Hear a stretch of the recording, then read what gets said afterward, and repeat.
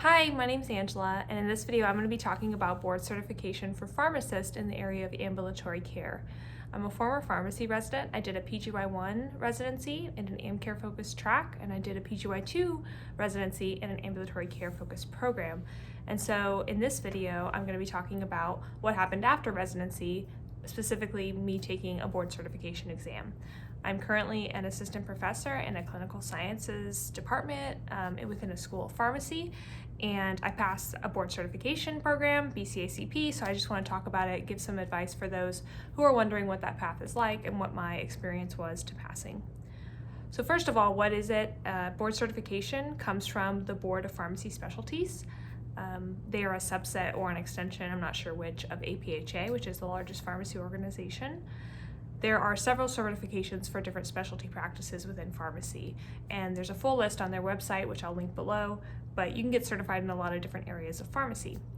But not only does pharmacy recognize the need to be certified, other healthcare professionals, such as medical students or nurses or physician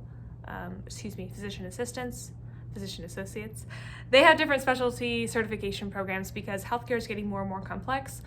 And so you need to kind of have more and more skills to be able to still maintain good patient outcomes with all those complexities. Not everyone's committed to maintaining or growing those skills. So getting a certification helps you know that you are being committed to that growth to match what is needed to have good patient outcomes. So it increases the odds that you'll give quality care if you have a certification. That's essentially what it's saying, in my opinion. And so these certifications have these high standards that you have to meet, and you can choose whatever certification you want to get. It doesn't have to be through Board of Pharmacy Specialties. It could be through another organization, but you choose what standards you want to meet in order to achieve good patient outcomes in your area. So for Board of Pharmacy Specialty certifications, which is the one I'm going to talk about, that has its own set of qualification criteria, and I was able to qualify for BCACP because I took a PGY2 in ambulatory care residency. So that was one of the criteria I could have met to take that exam. So not everyone can even take these exams, so it's only a specific subset of people. And not everyone passes the exams who can take and who try to take these certification exams. So depending on the exam, the pass rate could be either a little bit lower or much lower than NAPLEX or MPJE pass rates. So to put this in perspective, the NAPLEX and the MPJE are really just entry-level exams. Can you essentially practice pharmacy without seriously harming or killing someone? That's kind of the overall premise. Can you make the bare minimum? But these certifications are kind of asking a different question. Are you the best in your field? Are you better than the average pharmacist at whatever your certification is in? So according to their website, you have to get a 500 out of 800 points in order to pass. I think that's around a little over a 60%. And we expect that the scores are adjusted after you take it, because after you take one of their exams, it takes about 90 days for your score to get back. So it's clearly not just a plug and chug. We're not going to adjust anything. There likely is some adjustments that happen based on people's responses.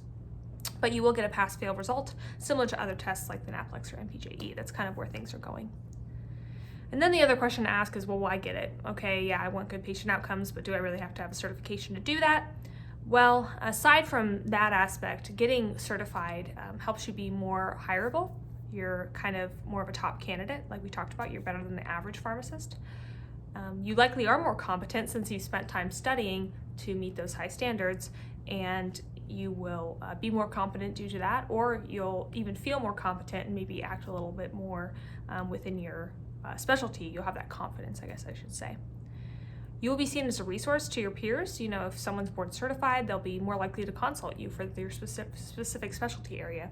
And that could be really good for you, gaining respect, recognition, and also opportunities to expand in your professional life that you want, such as getting asked to peer review or asked for a certain project, etc. And lastly, getting certified kind of keeps you accountable for staying up to date with all the complexities that happen in healthcare. So sometimes we know we should be doing something, but we don't necessarily want to, or we kind of put it on the back burner. Well, if you have a deadline where your certification is going to expire if you don't do this amount of CE, that's kind of something to make you accountable. So the testing windows for these board certifications are in the spring and the fall every year. So there's a window to sign up, and then there's a window to schedule your exam testing. and you have to go to an approved tester. I forget which one was near to me, but in the past I've used Pearson for my other exams. These tests are not cheap. They're $600, at least the one for my BCACP was, and then if you pass, you have a maintenance fee similar to a Board of Pharmacy license, and that one I think is about $125. And not only on top of that, you have to do things to maintain your license, and that has an associated cost depending on who you buy from. So it's expensive. But reasons why I decided to take it as a pharmacist, I really do want recognition and respect for the work I put in during residency. I want people to know that I have more than the average pharmacist knowledge in ambulatory care, and certification is a really easy way to do that. What happens is if you pass, you tack it on to the end of your name, similar to having PharmD. You have your BCACP after that, or if you had another degree, you'd add it to the end of your name. So it's a really quick way to recognize, okay, that person is certified in that area and therefore they're specialized, etc.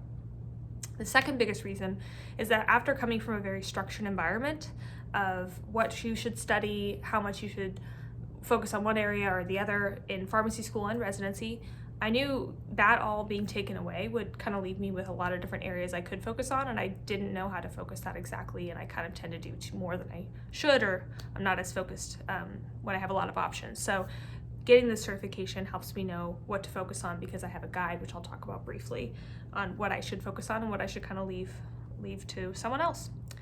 And lastly, my job, I think, values the board certification and prefers that I have it, so that's another reason. So how I passed, I purchased an ASHP course.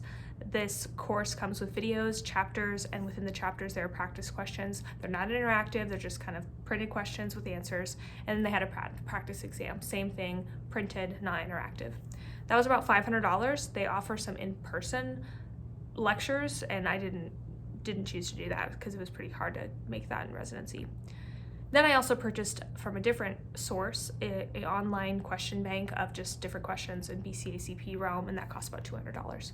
So easily I spent over $1,000 on this whole experience. And my job was fortunate enough to reimburse me in that because it's part of my professional development. So your job might have that option, just FYI. So I graduated residency at the end of June, and I started really studying for BCACP in May. And what I did is watch these videos, 2 to 3 per week. It was pretty light studying. I took notes, and I tried to read those notes whenever I would work out or have, a spare hour or so.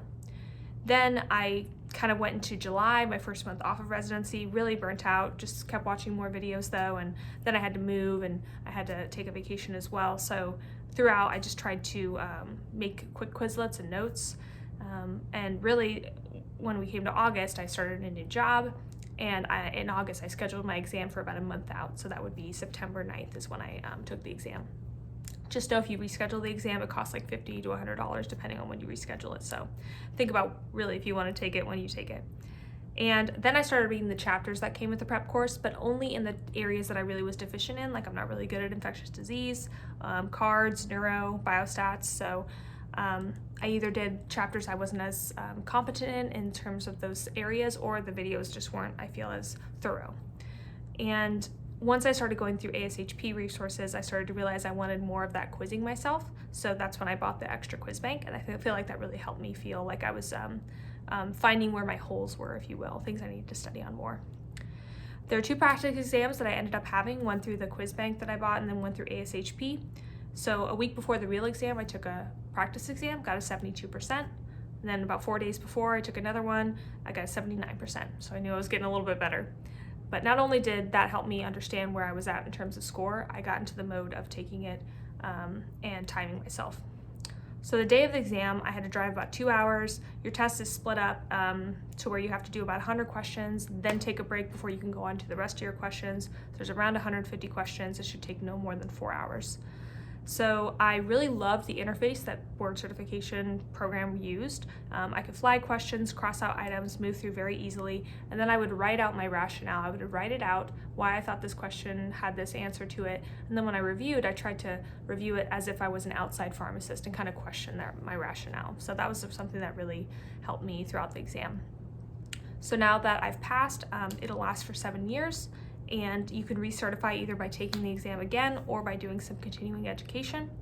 Continuing education, right now their rules are that you have to do 80 hours of continuing education over that 7-year recertification period, as well as 20 hours of these continuous professional development activities. And given that I'm in a faculty role, those continuous professional development activities, or CPD, are pretty easy to make because they involve scholarly leadership, professional service, workplace stuff. So that's all stuff that's kind of comes with academia. And if you have questions, you can see a previous video I did on academia stuff. But the materials I'm probably going to be utilizing are those through ACCP because that has to be approved through my board certification area specialty.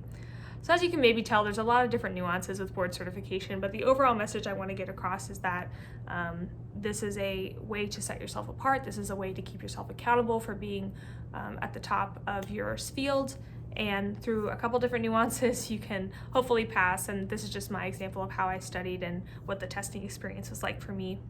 I do think that not everyone who wants to be this great pharmacist has to be board certified, but it has to be something that they consider, I think, given the way that the field is kind of going. So if this was helpful, please like it, share it with someone who maybe has some questions about board certification. This channel is kind of done. I kind of have not too much to provide anymore since I'm not a resident, but I took this so close to residency and felt like it was something that would be pertinent because people commonly take their board certification right after residency. If you think about it, you're kind of getting into the mode of not doing all these things because residency was like go, go, go, and then you're starting to slow down and just kind of find a new pace of life.